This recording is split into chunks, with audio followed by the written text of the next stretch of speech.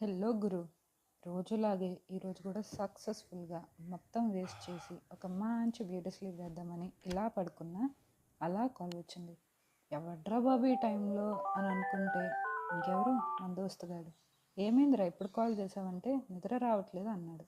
ఏంటి health problem అని అడిగితే లేదు బ్రెయిన్ ప్రాబ్లం అన్నాడు. అర్థం కాలేదా? చెప్తా.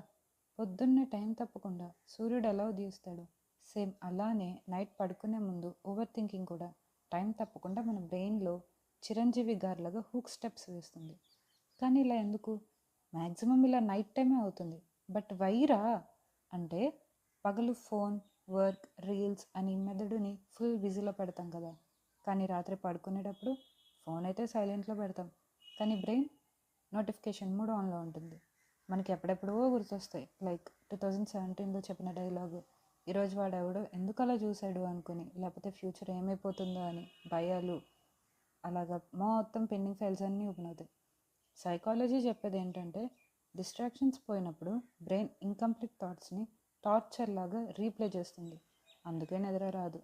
బ్యాక్గ్రౌండ్లో చైనీస్ మూవీని సబ్ టైటిల్స్ లేకుండా చూసినంత పిచ్చగా ఉంటుంది.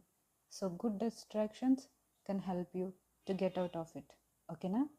అలాగే మన కంటెంట్ నచ్చితే ఒక లైక్, కుదిరితే ఒక సబ్స్క్రైబ్ చేసే గురు. ఉంటా మరి.